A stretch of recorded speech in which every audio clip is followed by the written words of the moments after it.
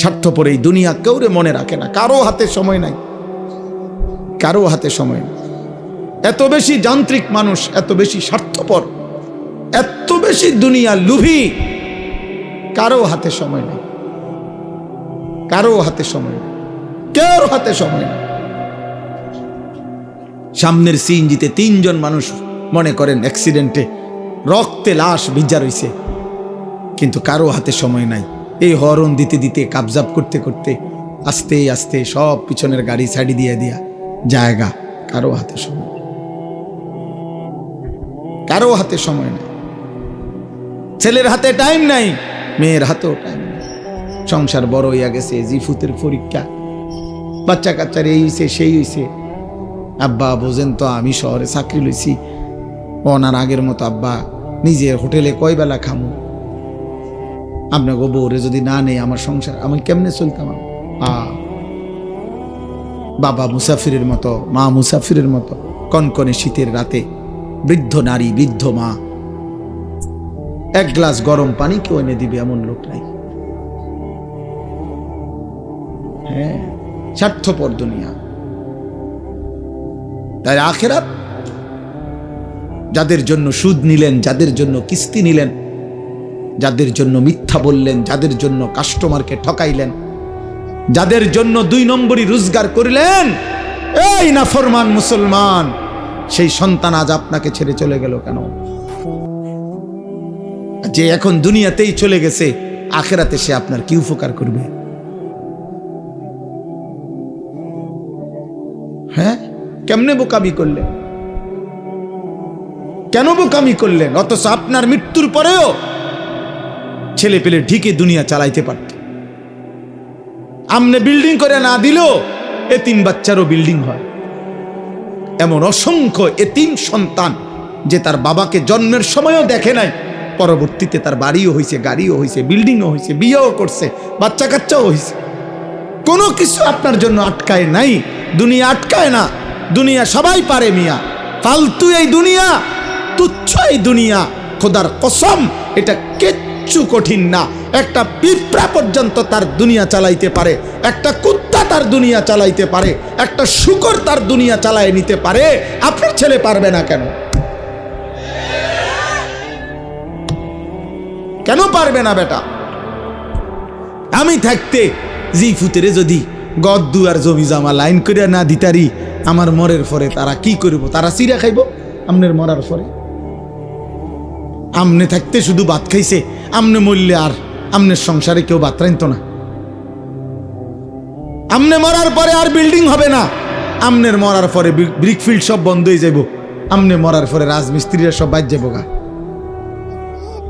ধোকা, ধোকা, ধোকা, ধোকা। এজন্য বাবাদেরকে বললাম, বাবা আখেরাত মিলান, আখেরাত। দুনিয়া মিলাইয়েন না, দুনিয়ার হিসাব দিয়া তৃপ্ত হইয়েন না, দুনিয়া মিলাবেন না। কিশোর যুবক ছেলে তোমরাও আব্বা মনে রাখো, পৃথিবী আখেরাত তো নাই, দুনিয়াও খোদার কসম কোন পাপী, কোন নাফরমান, কোন বেনামাজি, সিজদাবিহীন চরিত্র নারী, অস্থির ছবি, উলঙ্গ দৃশ্য দেখে দেখে যাদের মৃত্যু হবে, খোদার কসম তোর নাম পৃথিবীর কোন জানোয়ারও নিবে না, কোন জানোয়ারও নিবে না। দুনিয়া ভোগ করতে পারবা, দুনিয়া তো একটা দস্তরখান আল্লাহ বিছাইছে একই মাটির উপরে। আল্লাহ বলে দুনিয়া এটা আমার কাছে এত তুচ্ছ, একই মাটির উপরে ইমানদারও খায়, একই মাটির উপরে কাফেরও খায়, একই মাটির উপরে জানোয়ারও খায়। এই দুনিয়া থেকেই তো খায়, জন্তু জানোয়ার তো এই দুনিয়া থেকেই খায়। তো এটা আশ্চর্য কিতা মিয়া, এটা অবাক করা কি? আখিরাত আসল, ওয়ালা দারুল আখিরাতু খায়রুল লিল্লাযিনা ইয়াত্তাকুন। আল্লাহ তাআলা বলেন, বান্দা যারা আল্লাহকে ভয় করে তাদের জন্য আখিরাত উত্তম। হুজুর বলছেন আপনাদের সামনে, হুদাল লিল মুত্তাকিন। আল্লাহ বলছে আমার কোরআন থেকে তারাই গ্রহণ করবে কলিজায় যাদের আল্লাহর ভয় আছে, বাকিরা দুনিয়া ভোগ করবে। দুনিয়া আমি দেব বান্দা, আল্লাহ বলছে একটা সেজদা না, 60 বছরে যদি নাফরমান কোনোদিন আমি আল্লাহর একবার আল্লাহ এটাও বলো নাই, তোকেও দুনিয়া দেব। দেয় না? দেয় কি না বলেন না কেন? ওই দেখেন ওই বেয়াদব মোবাইল দিয়ে করে, ওই বেয়াদবরে দেখেন, এই যে এই বেয়াদব দেখছেন, এই যে ওই যখন মাথা নোয়াই দিস, বাবা এখন মাথা নোয়াও কেন? কানটা ধরে উঠাই দাও এরে, অপদার্থ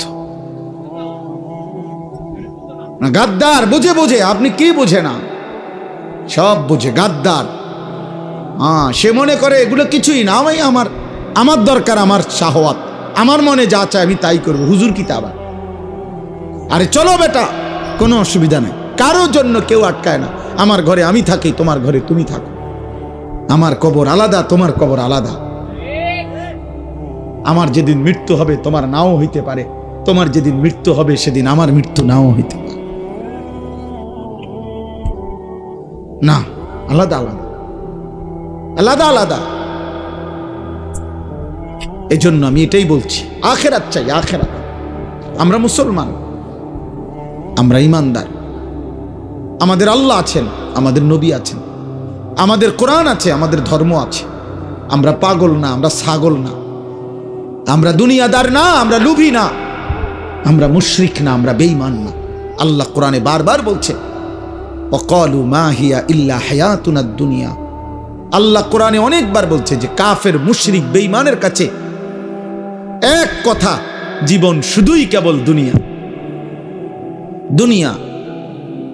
ওয়াকালু আইদা যালালনা ফিল আরদি আইন্না লাফি খালকিন জাদীদ।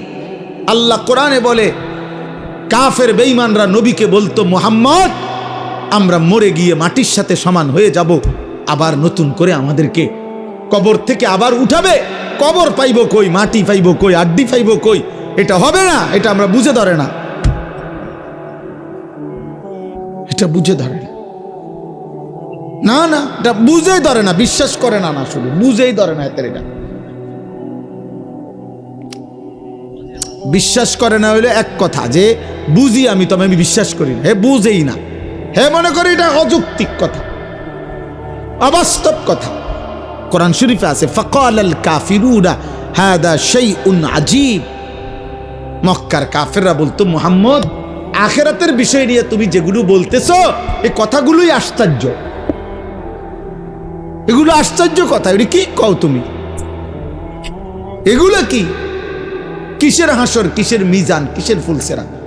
এটি কি কও তুমি? কি কও? আবল তাবল, নাউজুবিল্লাহ। হ্যাঁ, হুজুর বলছেন এখন মুত্তাকির, আল্লাহ ভীরু, জান্নাতি বান্দার প্রথম সিফাত আল্লাযীনা ইউমিনুনা বিল গায়ব। আল্লাহ বুঝে, কবর না দেখে, আখিরাত না দেখে, আল্লাহকে না দেখে, জান্নাত জাহান্নাম না দেখে কলিজা দিয়ে যে বিশ্বাস করে, আল্লাহ বলেন কোরআন তাকে পথ দেখায়, কোরআন তাকে জান্নাতের রাস্তায় নিয়ে যায়। আমি এজন্য অনুরোধ করলাম, আমার কথা অল্পই, আমি শুধু মনে করাই দিলাম আখিরাত। দুনিয়া বুঝানোর মতো লোকের অভাব নাই বাবা। এখান থেকে আপনি শুধু বলেন, এইখানে এখন দাঁড়াইয়া শুধু বলবেন যে আমি দেবিদ্বার যামু, শহরে দেবিদ্বারে কেমনে যামু, দেখবেন আপনাকে বুদ্ধি দিবার জন্য 1000 লোক পাইবেন।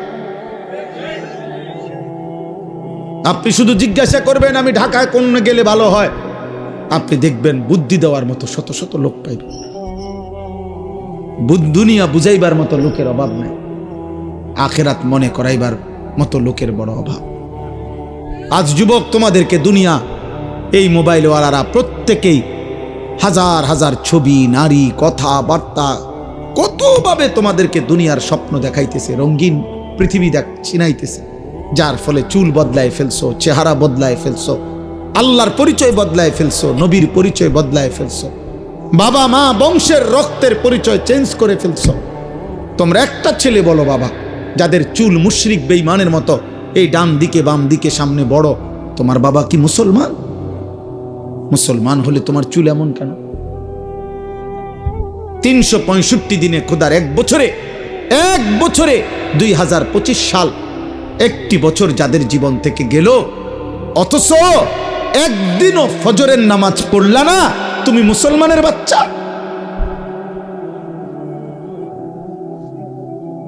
মুসলমানের বাচ্চা এত বড় নিকৃষ্ট হয়, একদিনও নামাজ পড়বে না? আহা, আফসোসের ব্যাপার। এত বড় পাষাণ, এত বড় নির্মম, এত বড় বেয়াদব। আহা, মুসলমানের ঘরে ঘুমায় কেন? মা কোথায়, বাবা কোথায়, দাদা কই, দাদি কই, নানা কই, নানি কই, চাচা কই, মামা কই, ফুফা কই? কেউ একটাবার জিজ্ঞাসা করে না, কিরে এই বাচ্চাটা দিয়ে একদিনও ফজরের নামাজ পড়ে না। 16 বছর, হ্যাঁ, ডরে মাতে না। কাপুরুষ 14 বছরের ফুতের লগে হেবড়া পারে না। কাপুরুষ মিয়া, ডরে মাতে না। না, আসল কথা হইল উনার হিসাব হইল ডরে মাতে না কি উনি তারে বলে 18 বছর বয়সের যে কিতা করবি পরিষ্কার ক, পড়লে পড়বি নাকি দোয়ানদারি করবি নাকি বিদেশ যাইবি, বুঝছি তোমার এদি হইতো না, আমার টেয়ার দরকার।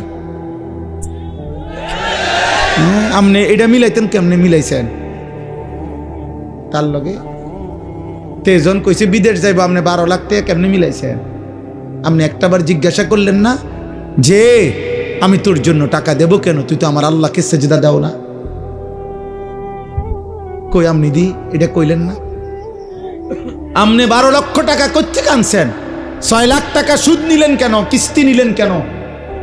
এই বাবারা বলেন মিয়া, 12 লক্ষ টাকা 8 লক্ষ টাকা যারা হারাম সুদে কিস্তিতে নিয়া ছেলেকে বিদেশ পাঠাইছেন, অথবা বাজারে দোকান লইয়া দিছেন, অথবা চাকরির ব্যবস্থা করে দিছেন হারাম টাকা দিয়া, হারামের মাধ্যমে, আপনি বলেন এখানে দাঁড়াইয়া, এই ক্যামেরাগুলোর সামনে এখানে দাঁড়াইয়া এখন বলেন, হুজুর আমি 3 লাখ টাকা সুদে লইছি, কিস্তিতে লইছি আমার ফুতের লাইগা, এই আশায় আল্লাহ যেন আমারে জাহান্নাম থেকে মাফ করে, আল্লাহ যেন আমারে আমার ফুতের উসিলায় জান্নাত দেয়, এই জন্য এনে এখন বলেন কেন? তলে কেন কেন নিছেন? টাকার লোভে। আমনেও লুবি, আমনের ফুতেও লুবি। সম্পদের লোভে, টাকার লোভে, দুনিয়ার লোভে আপনি বুড়া হইছেন, কিন্তু আখিরাত মনে পড়ে নাই। বলেন না তো, আপনি এখানে কোন দাঁড়াইয়া বলেন, প্রতিবাদ করে এখানে আসেন, এখন বলেন কেন হারাম নিছেন? গত 30 বছর ধরে ওজনে কম দিছেন কেন? আখিরাতের আশায়? কথা বলেন না কেন? আজকে 10-20 বছর ধরে কিস্তি নিচ্ছেন কেন? আখিরাতের আশায়। তাহলে আপনি বয়স্ক লোক, আপনি আখিরাত ভুললেন কেন? আপনি ফুলার বাপ, আপনি আখিরাত ভুললেন কেন? তা আপনি যদি আখিরাত ভুলে যান, আপনি যদি বিড়ি খান, আপনি যদি গালি দেন, আপনি যদি ঠিক মতো নামাজ না পড়েন, মা যদি পর্দা না করে, তো সন্তান কি শিখবে? বলেন, আখলাক শিখবে কার থেকে? সে তো এটাই বুঝবে উপার্জন এভাবেই করতে হয়, জীবন এভাবেই চলতে হয়। অতএব আমার কথা শেষ, এতটুকুই কথা, আমি শুধু এতটুকুই বললাম। আমরা মনে রাখতে হবে, শুধু দুনিয়া দিয়া যে হিসাব মিলাইয়া কবরে গেছে, খোদার কসম তার ঠিকানা জাহান্নাম। শুধু দুনিয়া মিলাইয়া গেলে, শুধু দুনিয়া মিলাইয়া গেছেন, শুধু দুনিয়া মিলাইয়া গেছেন, তার ঠিকানা জাহান্নাম। আখিরাত শুধু 10,000 দান করছেন, মসজিদে 4টা ফ্যান দিয়ে লাইছেন, এতটুকুর মূল্যে জান্নাত না। না না, জান্নাতের মূল্য এই 4টা ফ্যানের দাম 3-4-12,000 টাকা। কি ভাবছেন আখিরাত এতটুকু? হ্যাঁ, ইমাম সাহেবের যে 2-4 বেলা ফার্মের মুরগা দিয়া ভাত খাওয়াইছেন, আখিরাত এই কত গেছে মোট? নিজ্ঞান ইমাম সাহেবের টেয়া নিজ্ঞান দরকার নাই বাবুরে, আপনার টেয়া দরকার, আপনার খানারও দরকার নাই। হ্যাঁ, আস্তাগফিরুল্লাহ। আখিরাত এত মামুলি? বলে আখিরাত এত সামান্য হয়ে গেল? 1.25 লক্ষ আম্বিয়া জাহান্নামের ভয়ে কাঁদছে, 1.25 লাখ আম্বিয়া আখিরাতের ভয়ে কাঁদছে, হাসরের ময়দানের ভয়ে কাঁদছে। অথচ নবীরা মাসুম, নবীদের কোনো গুনাহ নাই। নবীরা নিষ্পাপ, কিন্তু কাঁদলেন কেন? আউলিয়ারা কাঁদলেন কেন? সমস্ত আউলিয়ারা বুজুর্গরা কেন কাঁদে? তাহাজ্জুদের সেজদায় আল্লাহর প্রিয় বান্দারা কাঁদে কেন? নামাজ পড়ে নাই এই জন্য? নামাজ তো উনি পড়ছেই, 5 ওয়াক্তও পড়ছে, তাহাজ্জুদও পড়তেছে, উনি জিকিরও করে, তসবিহও পড়ে, দানও করে, সাদাকাও করে, আল্লাহরেও ডাকে, কোরআনও পড়ে, হালাল হারামও মাইনা চলে, এরপরও কাঁদে কা? কবুও ভয় করে। আখিরাত বড় ভয়ানক, আখিরাত বড় ভয়ানক। অতএব আমরা প্রত্যেকে ইনশাআল্লাহ, কিশোর ভাই, যুবক ভাই, তোমার কাছে বলে গেলাম, আমরা এটা ইয়াকিনের সাথে বিশ্বাস করি, হেদায়েত, ফয়সালা, পরিবর্তন আমার হাতে না, কোনো বক্তার হাতে না, কোনো নবীর হাতে না, কোনো পীরের হাতে না, কোনো আলেমের হাতে না। খোদার কসম, পরিবর্তন, হেদায়েত, জিন্দিগি জান্নাতমুখী, এটা আল্লাহর ফয়সালা। কার ফয়সালা? আমরা শুধু বলে যাই, আমরা শুধু মাইক দুয়ারে দুয়ারে ফেরি করি, আমরা শুধু বলতে থাকি, যেখানে যেদুর সুযোগ পাই আল্লাহর কথা বলতে যাচ্ছি, কিন্তু ফয়সালা কার হাতে? আল্লাহ আমাদেরকে কবুল করে, আল্লাহ তাআলা তৌফিক দান করে।